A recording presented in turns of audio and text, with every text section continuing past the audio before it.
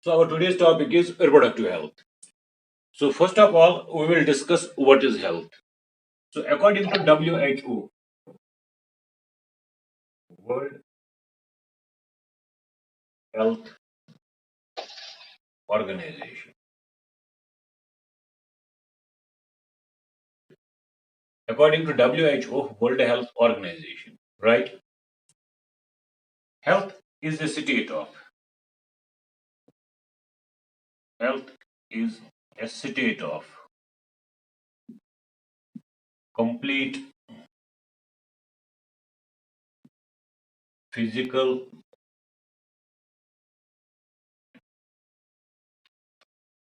mental, and social well-being. Social well-being, and not merely the absence of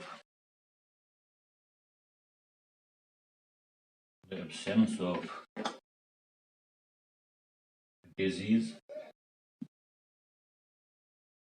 or infirmity. So I have written the definition here.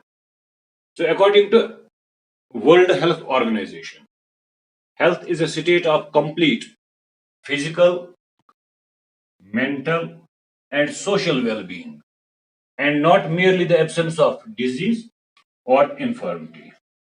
So according to this definition, we can call a person healthy only if he has physical fitness, he should have mental fitness, he should be well adjusted in the society, and merely the absence of disease. If a person is not diseased, if a person is not suffering from any disease, we cannot call him healthy. Or if a person is not feeling the sickness, if the person is not feeling weakness or sickness, we cannot call him healthy. So for being healthy, the first requirement is complete physical well-being. A person must be physically fit. All his body parts must be working normally. All his body organs must be working normally. His whole body should be working normally. So that is physical fitness. The person should be mentally fit. What do we understand by mental fitness? A person must have positive thinking. A person must be able to take his own decisions. A person must be able to accept the criticism. A person must be able to accept the hardships of daily life, and he must be able to find solutions to those hardships. He should not resort to drug addiction. He should not resort to some other illegal practices, right? So if a person is having a good state of mind, that means he is capable of having some positive thoughts. He is capable of finding solutions to the problems. He is capable of adjusting himself in different situations. So we may call that person mentally fit. And the person must be having social well-being. That means if a person is physically fit, if a person is having good state of mind, but he is not well adjusted in his society, he is not doing good with his neighbors, he is not doing good to the whole society, we cannot call him healthy, right? And only the absence of disease, if a person is physically fit and he is not apparently having any disease, or he is not apparently weak, or he is not apparently having any this illness, we cannot call him healthy. So for being healthy, a person must be physically fit, he must be mentally fit, he must be socially well adjusted, social fitness, and only the absence of disease or infirmity cannot be said to be healthy, right? Then what is a disease? If this is the definition of health, then how can we define a disease? Any deviation from normal health. Any deviation from normal health. If a person is not physically fit, if a person is having some mental illness, if a person is having some social problem, if a person is feeling having some disease, or if a person is weak, right? So we may call that condition as a disease. So any deviation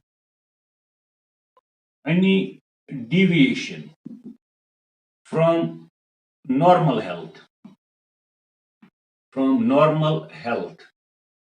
is known as a disease.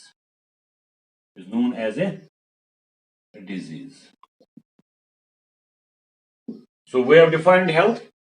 So it is a state of complete physical, mental, and social well-being, and not merely the absence of disease or infirmity. Then we discuss a disease. Any deviation from normal health. If a person is having any physical problem, if a person is having any mental problem, if a person is having any social problem, right? Or if a person is suffering from any infectious disease or any metabolic disease or any genetic disease, or if a person is feeling weak and having some ailment, we call that condition as a disease. So any deviation from normal health is known as a disease, right? Now our today's topic is reproductive health. So we will discuss what is reproductive health. We discussed health as a general condition. Now we will particularly define what is reproductive health.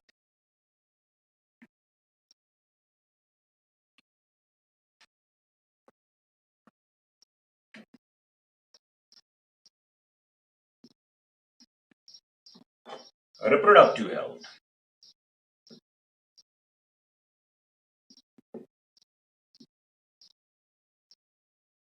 So again, the definition has been given by WHO, World Health Organization. According to the definition given by World Health Organization, reproductive health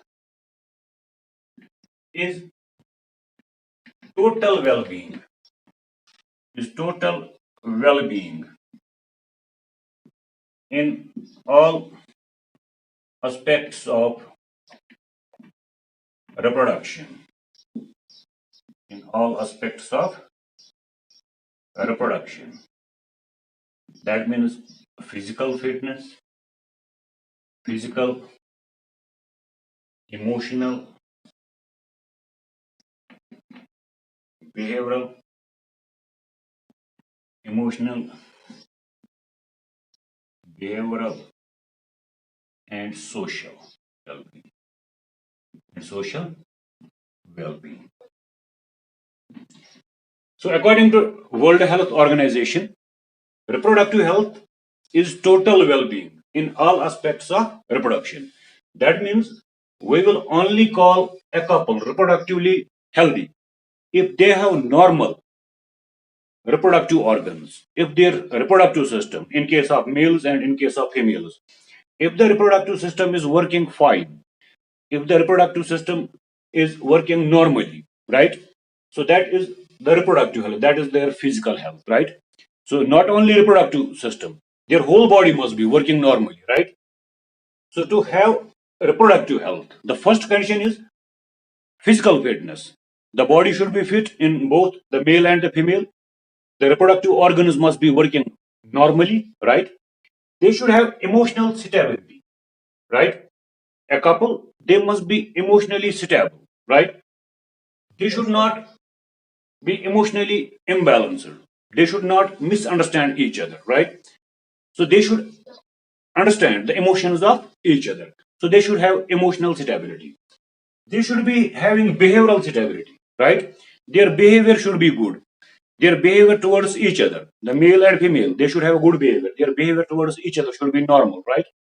Their behavior with other family members, that should be also normal. And their behavior with other members of the society, their behavior with the neighbors, their behavior with other members of the society, that should be also normal. So if a couple is having physical fitness, their reproductive organs are working normally, they are having emotional stability, that means they do understand emotions of each other, right? They are having a good behavior with each other and with the other family members, right? And they are having a good behavior with the neighbors and other members of the society, right? Then we may call that couple as reproductively healthy couple, right? So reproductively healthy couple is a couple who is having physical fitness, who is having emotional stability, who is having a good behavior, and who is going having a good social interactions also, right? So we may call a reproductively healthy society is a society in which all the members of the society are physically fit, their reproductive organs are working well, they are emotionally stable, they are having a nice behavior, and that society is acting normally. They are acting in a congenial atmosphere with each other. They are living in a congenial atmosphere. That society may be called as a reproductively healthy society, right? So that is the definition of reproductive health, right? So we discussed first health, then disease, now reproductive health. So while we are teaching you this reproductive health, why we are giving you this reproductive health education? So there is a cause.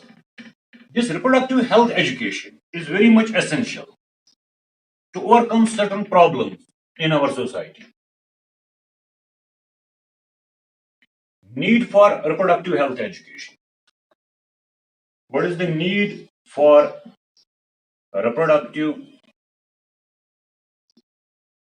health education? Why should we provide you reproductive health education, right? This reproductive health education, it is essential. It is essential to overcome certain problems like it is essential to overcome certain problems like number first, population explosion. You know, our society, our country is suffering from population explosion. Do you know what is the total population of the world? Whole globe is suffering from population explosion. Do you know what is the population of the world at this time in 2020? It is some 7.8 billion world population.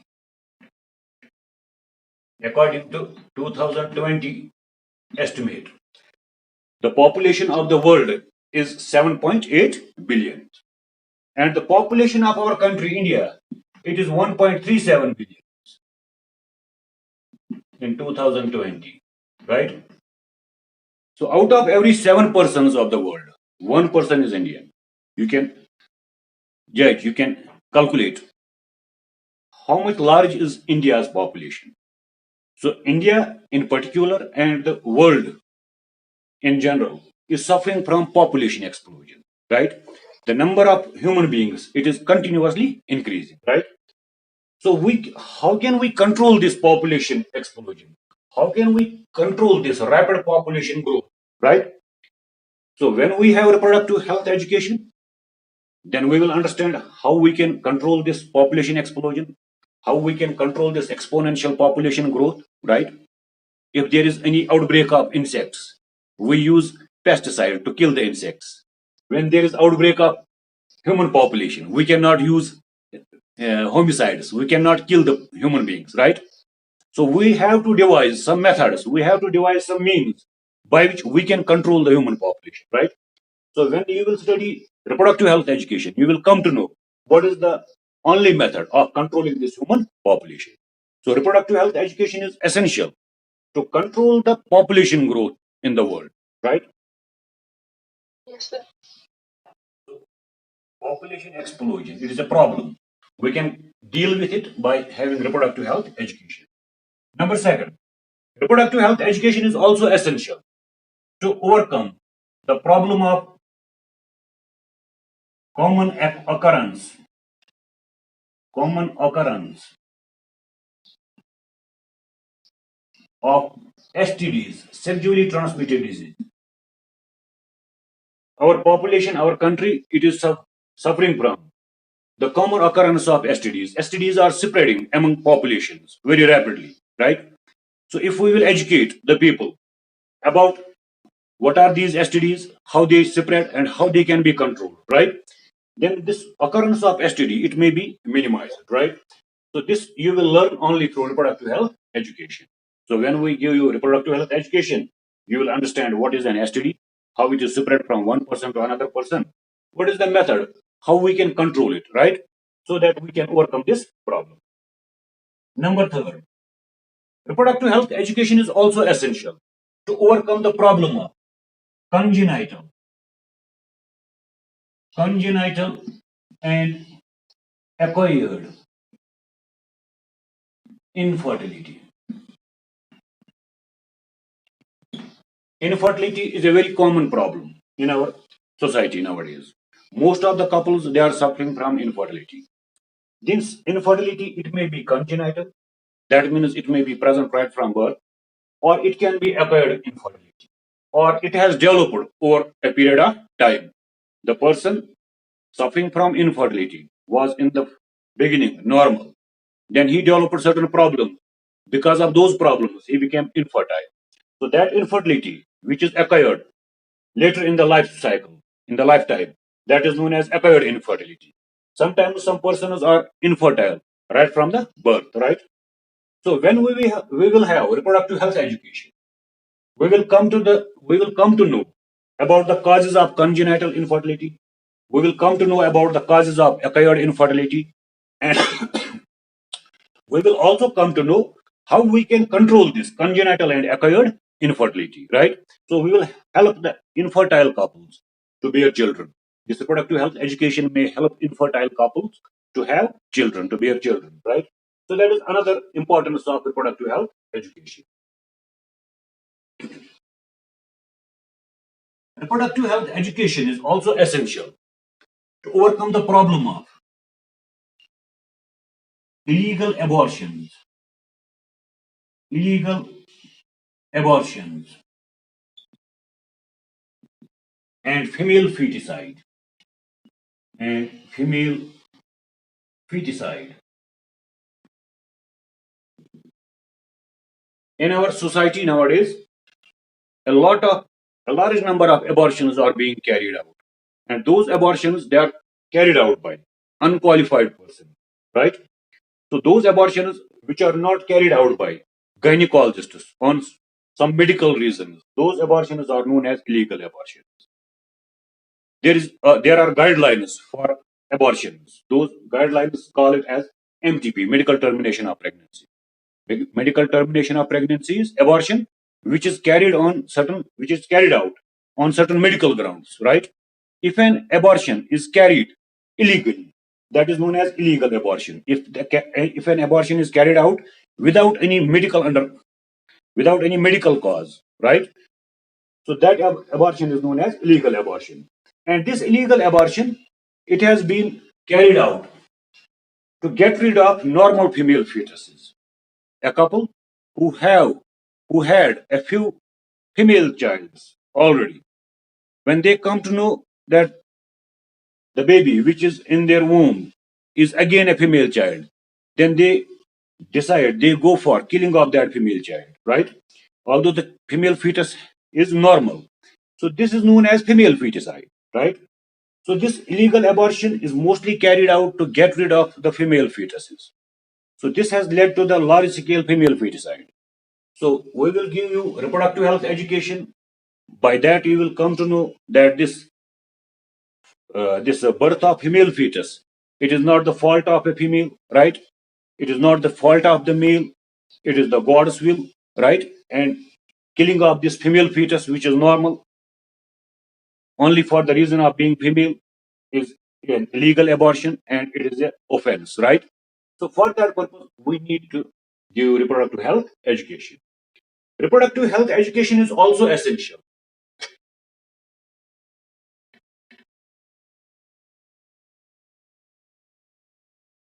It is also essential to overcome the problems of, to overcome certain myths and misconceptions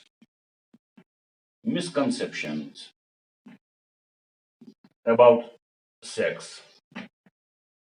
There are various myths and misconceptions linked with the sex, right? So when you will have reproductive health education, you will come to know that all these myths and misconceptions they are baseless, and you will understand the actual underlying phenomenon, and you will start not believing in these myths and misconceptions, right? Only after having reproductive health education, right? And this reproductive health education is also essential to overcome lack of awareness, lack of awareness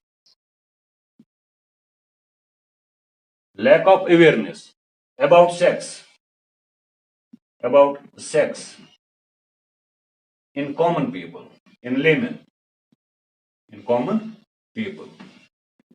A large portion of our society is not having any information about the sex related aspects, right?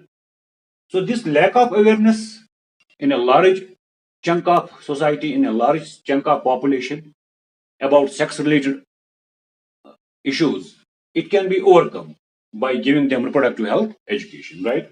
So, this is the need for reproductive health education. Now, this reproductive health education, it is essential to overcome the menace of population explosion. It is essential to overcome the menace of population explosion. Reproductive health education is essential to overcome the common occurrence of STD. We can stop the spread of STDs, right?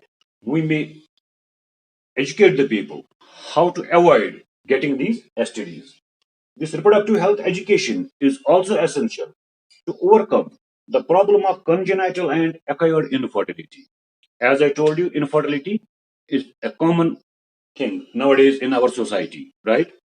So some of the persons may be having this infertility right from birth, or some of them develop it during lifetime, right? So reproductive health education will teach us how to get rid of this infertility. This reproductive health education is also essential to overcome the problem of illegal abortion and female feticide. Female feticide means killing of normal female fetuses, right? So when we provide reproductive health education to people, then they will come to know that an abortion which is not carried out for certain medical reasons, right, is an illegal abortion, and it is a punishable offense, right? And this will stop the killing of female fetuses. Reproductive health education is also essential to overcome certain myths and misconceptions about sex. In our society, a large number of people, they have some myths and misconceptions about the sex related aspects. When we will give them reproductive health education, they will not they will start not believing in these myths and misconceptions. So their myths, their misconceptions, their disbeliefs, they will be removed from their mind. They will be erased from their mind. Reproductive health education is also essential to overcome the lack of awareness about sex related aspects in common people. So, common people, they are ignorant about various sex related issues, right? So, when we will give them reproductive health education, they will get the awareness about various sex related aspects, and that will help them to live a comfortable life. So, this is the need for reproductive health education, right?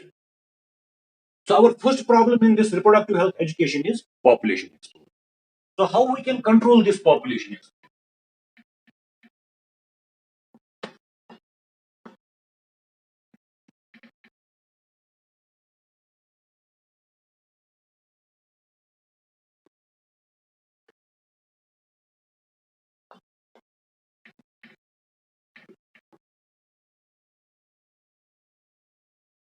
As I told you, if there is population explosion in any other animal species, we control it by killing the animals, right?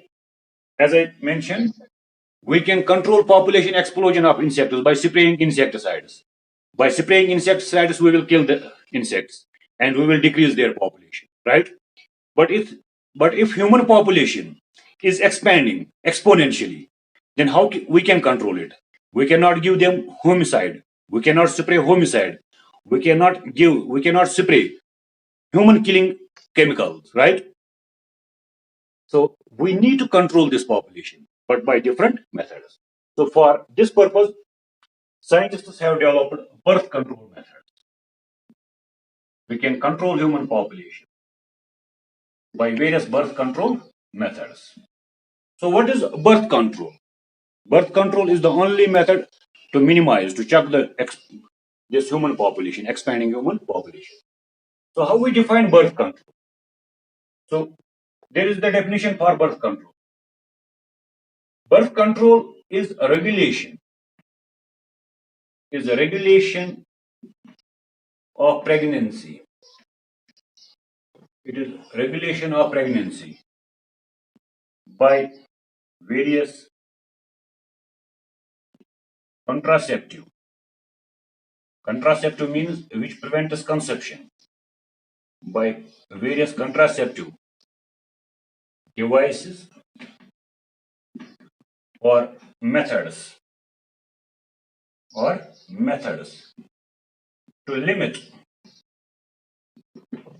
the number of offsprings. To limit the number of offsprings. Right? So we say we can control human population explosion. We can control human population by regulating the pregnancy by various contraceptive methods. Contraceptive means any device which prevents conception, which prevents being pregnant, right? So we can regulate pregnancy by various contraceptive devices or methods to limit the number of offsprings. So we can check, we can reduce the number of offsprings produced by humans, right? You may have heard about there was slogans raised on radio and TV some 10 or 15 years ago. It was announced on TV and radio that we two and our two, हम दो और हमारे दो. Then the slogan was changed. आजकल radio और TV पे बोलते हैं हम दो और हमारा एक, we two and our one, right? So why this slogan is being raised? Why this slogan was changed? First slogan was we two and our two, हम दो और हमारे दो. Then these population scientists they found that this हम दो हमारे दो it is not sufficient. It still leads to population growth. Then they changed the slogan. Nowadays they say we two and our one, हम दो और हमारा एक. So this is to make people aware that if they produce a large number of offsprings, that will lead to population explosion. And by population explosion, we will fall short of food supplies. We will have not space for accommodation, right? This will lead to deterioration in education system. This will lead deterioration in health system, right? So it has population explosion has its own effects, right? So they are trying to explain the people that if you limit the number of offsprings, this is the only method to control population explosion. If you limit the number of offsprings, that will help us to decrease the world population so that death rate may exceed birth rate, right? Mortality is the death rate. It may exceed the natality, birth rate, right? So birth control is regulation of pregnancy by various contraceptive devices or methods to limit the number of offsprings, right? This is the definition of birth control. So how this birth control is achieved? How do we limit the number of offsprings? There are two main methods of birth control. One method is known as temporary method. There is a method of birth control which is known as temporary method. There is another method of birth control which is known as permanent method.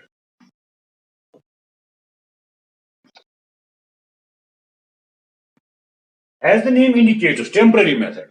That means this method can be used over a period of time till you want.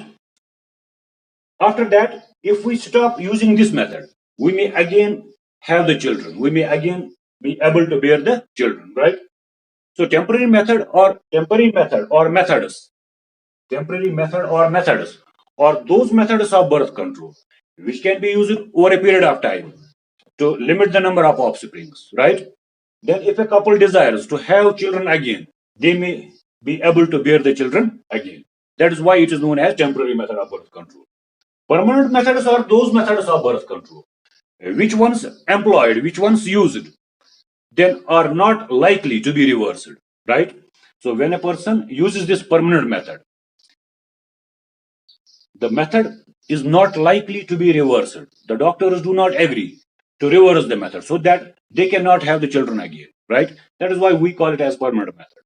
So temporary methods are used for a brief period of time. As and when the couple wishes, they can again have the children. But permanent methods are those methods which are once used, then they are not likely to be reversed. So they cannot again have the children, right? So what are the temporary methods of birth control? There are various temporary methods of birth control. First method is known as standard days method. Standard days method. This is a temporary method of birth control. Then there is another method that is known as coitus interruptus. Interruptus. It is again a temporary method of birth control. Coitus interruptus. It is C here. Coitus interruptus. Then there is another method of temporary method of birth control that is known as chemical method. Chemical method, or we call it as chemical means. Then there is another method that is known as mechanical method.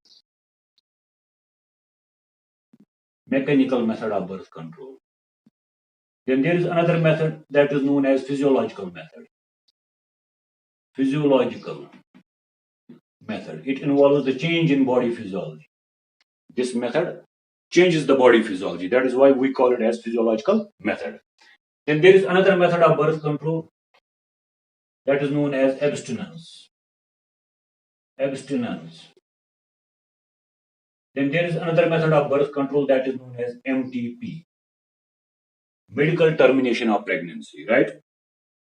So these are some temporary methods of birth control. A person may use any one of these methods for a period of time.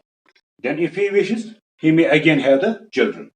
So they are not likely to make him infertile for the remaining period of time, right? So these methods include standard days method. It includes coitus interruptus.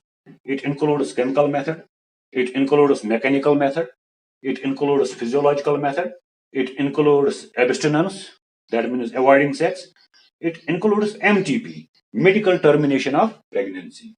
MTP stands for medical termination. Termination of pregnancy.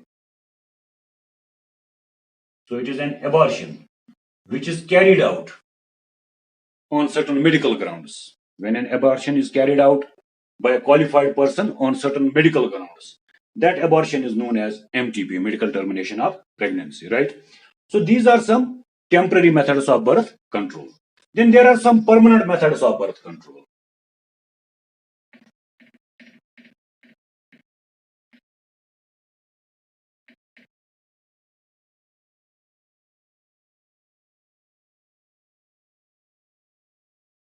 Various permanent methods of birth control include: number first, that is known as vasectomy, tubectomy,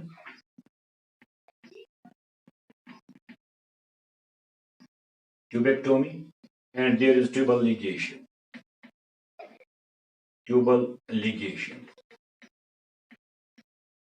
This tubal ligation is also a permanent method of birth control, right? So vasectomy, tubectomy, and tubal ligation, they are permanent methods of birth control. Once they are used, they are not likely to be reversed, although they can be reversed. But doctors do not go for reversal of this vasectomy, tubectomy, or tubal ligation. Or sometimes their reversal does not remain successful. So this is considered as a permanent method of birth control. Any person who has undergone vasectomy, tubectomy, or tubal ligation should keep it in mind that these methods are not likely to be reversed. So this method of birth control is considered as a permanent method of birth control, right? Now we are supposed to discuss these methods one by one. So we will start with the temporary methods. We will start with the temporary methods of birth control.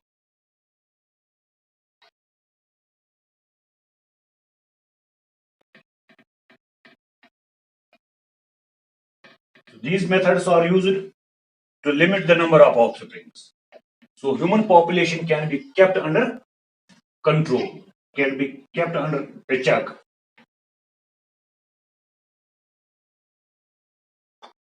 So first we will discuss some temporary methods. Temporary methods. So the first temporary method is known as standard days method, or it is also called as safe period method. Safe period method, or it is also known as rhythm period method.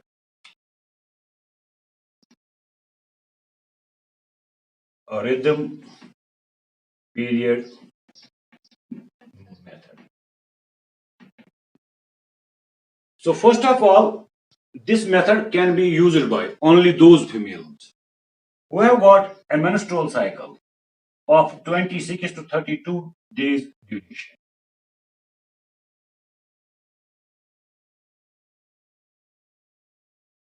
There are some females in which there is menstrual irregularity.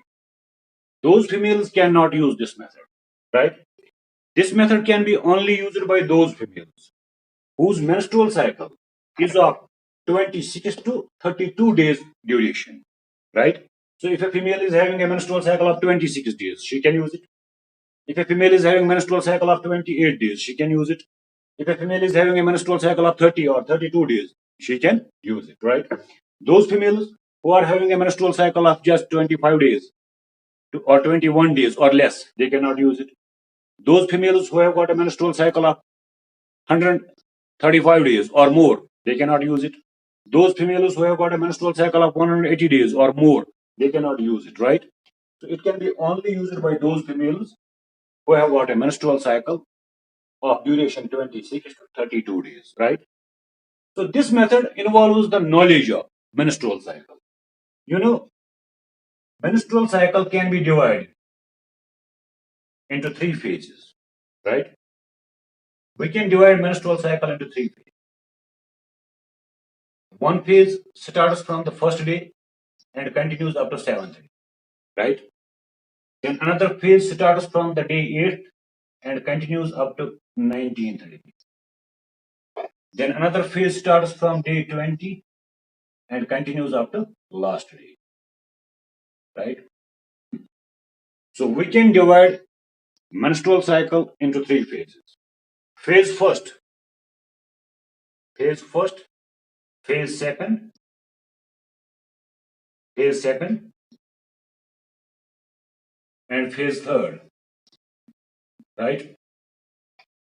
The phase first, which begins with the onset of menses. So the day on which the menses occurs in females marks the first day of phase 1. So from day 1st to day 7, this period is considered as infertile period. So first 7 days of menstrual cycle, they are considered as infertile period. If a couple will go for any sexual activity during these first 7 days of menstrual cycle, the couple is not likely to get to conceive. The couple is not likely to get conceived. The female is not likely to get pregnant, right? But we are Muslims, and as Muslims, we know the sexual intercourse during menstrual phase, that means the phase in which bleeding occurs, is strictly prohibited, it is haram. The reason may be because in this phase, there are highest chances of getting infections because bleeding is occurring, the uterine endometrium is damaged, it is bleeding, and in this phase, if sexual intercourse occurs, it may lead to infection of the reproductive system, right? So in this phase, in this first phase, during the first 7 days, sexual intercourse is safe according to these medical scientists. There is no chance of getting pregnant, but according to Islam, the period in which bleeding occurs, that means 3-4 days, in which bleeding is occurring, sexual intercourse is haram, right? If the bleeding lasts for just 3-4 days, then the remaining 3 days, they are safe for sexual intercourse and there is no chance of getting pregnant. Then from day 8 to day 19, this period is considered as fertile. It is considered as fertile period. So in this period, there is every apprehension of being pregnant, getting pregnant. So sexual intercourse, those couples who want to avoid pregnancy, they should avoid sexual intercourse from day 8 to day 19. Why? Because in this phase, the ovum is released. If we talk about a menstrual cycle of 28 days duration, in the menstrual cycle of 28 days duration, when does ovulation occur? On which day ovum is released? As we discussed earlier, if we talk about menstrual cycle of 28 days duration, right? When does ovulation occur? in that menstrual cycle of 28 days, it occurs on 15th day, in the middle of the cycle, right? So if this cycle is of 28 days, then the ovulation will occur on 15th, right? So when ovulation occurs, there is chance of, there are greater chances, there is every chance of getting pregnant, right? So then why should we avoid day 8 to day 14th for sexual intercourse? In some females, the menstrual cycle may be just of 26 days, so the ovum may be released on 13th day, right? Or in some females who have got a menstrual cycle of 28 days, the day of ovulation, it also varies. The ovum may be released on 13th day, the ovum may be released sometimes on 12th day, or the ovum may be released later. Instead of 15th day, the ovum may be released on 16th day, 17th day, or 18th day. So there is variation in the release of ovum. But usually, we generally say ovum is released on 15th day, but it is not necessary that ovum will be released 15th day. The ovum may be released a few days earlier or a few days later. So there is chance of being pregnant from day 8th to day 19th, right? Because the ovum, if released earlier, then there is chance of being pregnant. If the ovum is released later, then there is chance of being pregnant. So from day 8th to day 19th, sexual activity should be avoided if a person is not willing to conceive, right? If the couple is not willing to conceive, they should avoid sexual intercourse, unprotected sexual intercourse.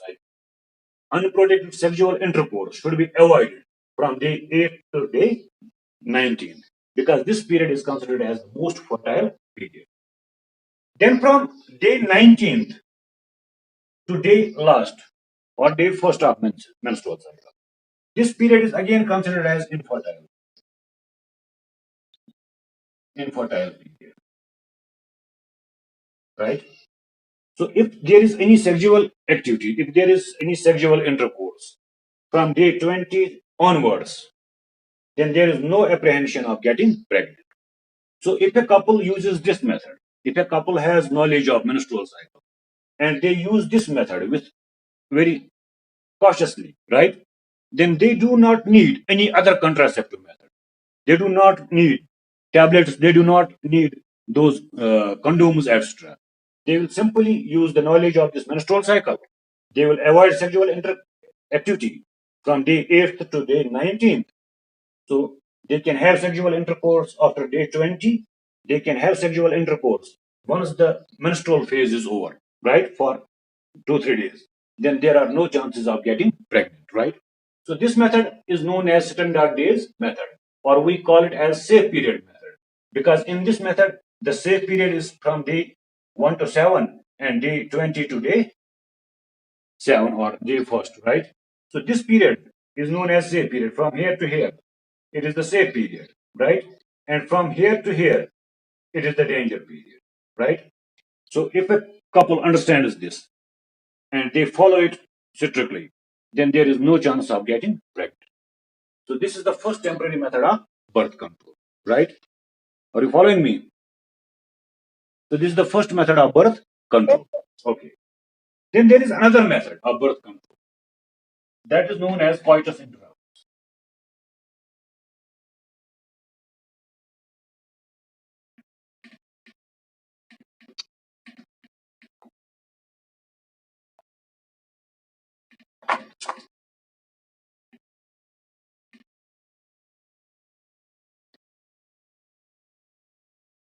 Another method of birth control is known as coitus interruptus.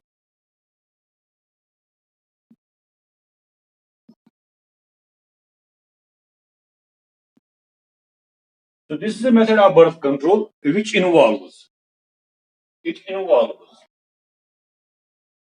the withdrawal of penis from the vagina at the time of ejaculation.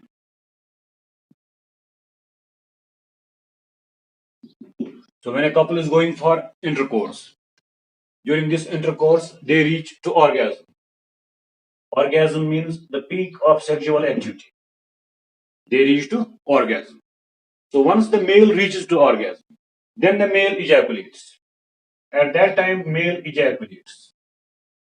Male discharges his semen. Male discharges the semen. Right?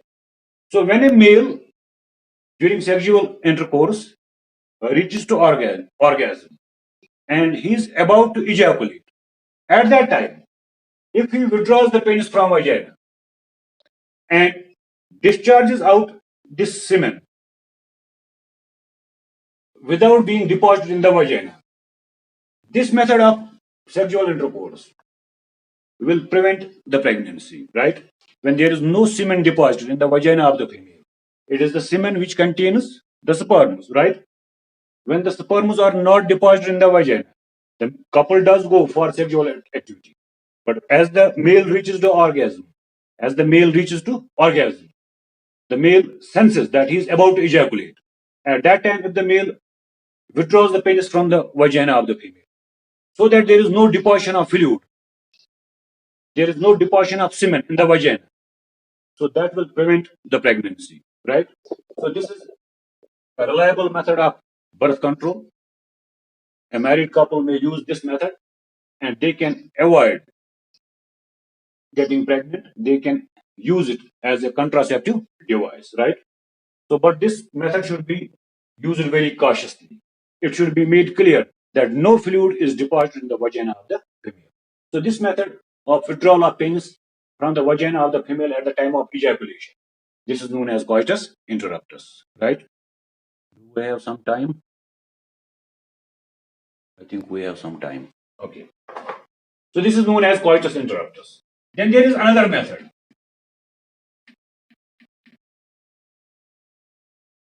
That method is known as chemical means or chemical method. This is another method of birth control. Chemical means or chemical method.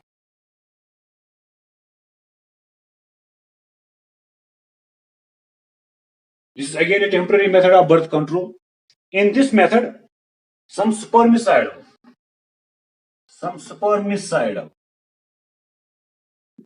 chemicals are introduced or applied on vaginal walls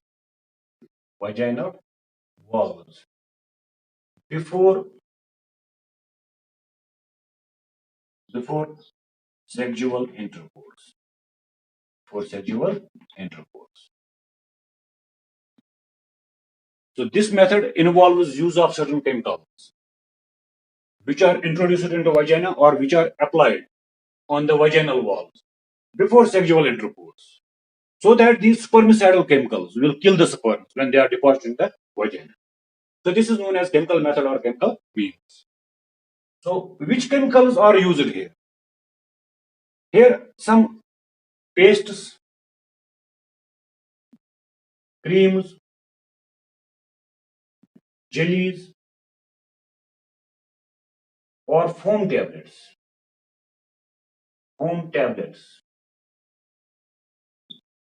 having spermicidal chemicals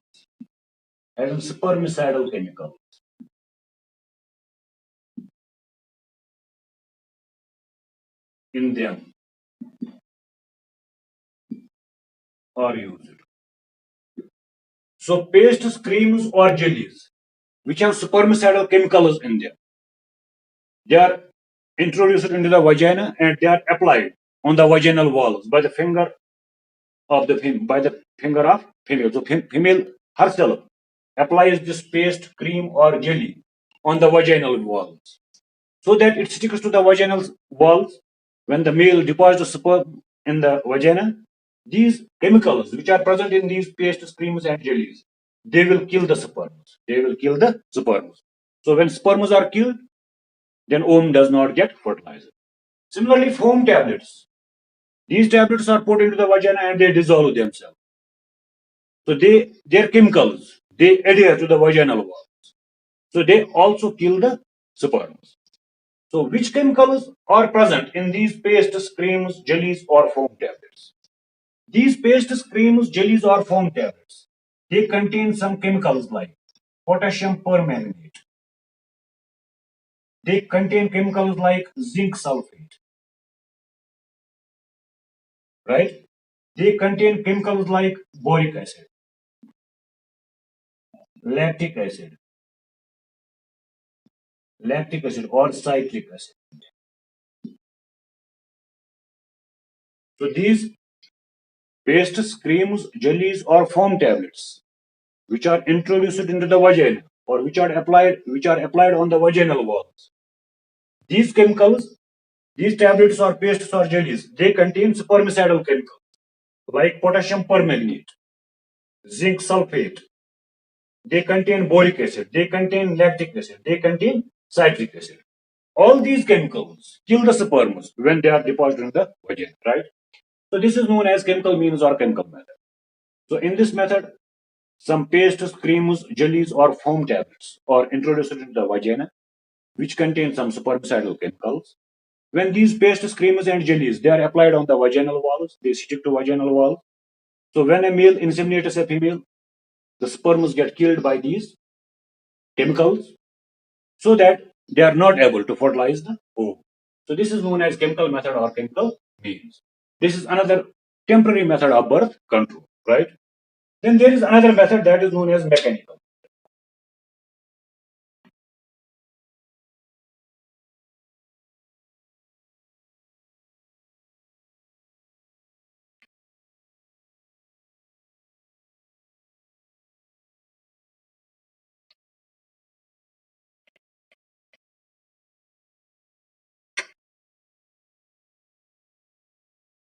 Mechanical methods for birth control.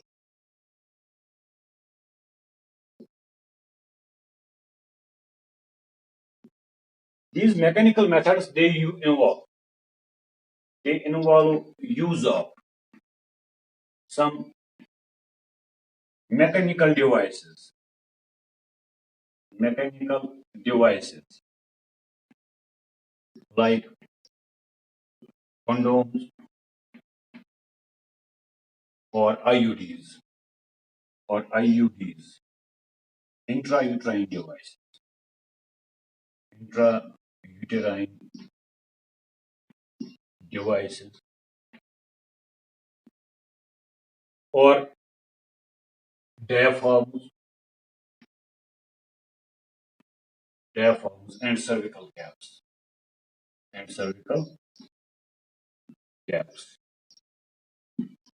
So in this mechanical method, use of some mechanical devices like condoms or IUDs or diaphragms or cervical caps is made, right? So what are these condoms? These condoms, there are two types. One is known as male condom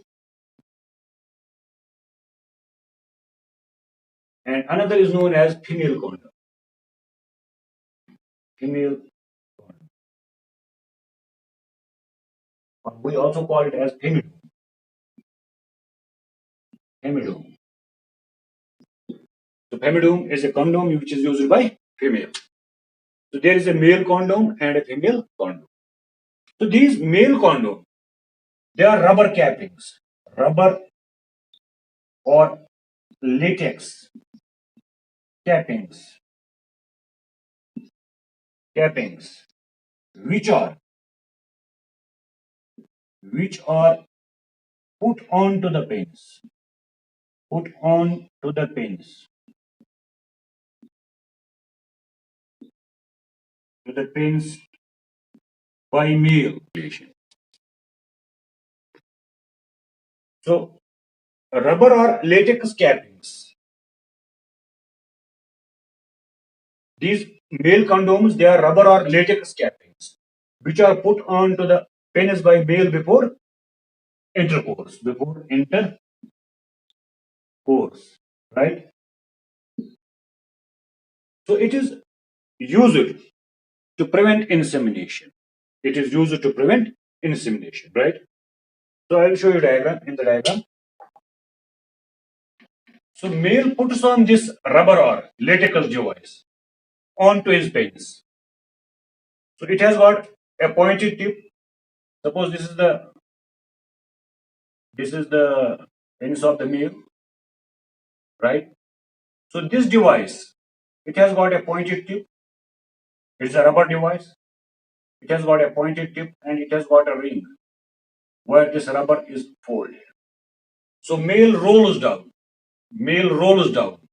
this ring over the penis so that it extends to the base of the penis. So this device extends to the base of penis. So it covers the whole penis. It covers the whole penis. So when during sexual intercourse, male ejaculates, that semen accumulates in its tip. Semen accumulates in its tip, and this semen is not deposited in the vagina of the female. Right? Just a minute.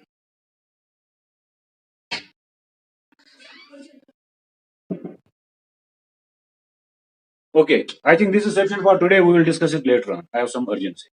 Thank you for being with me.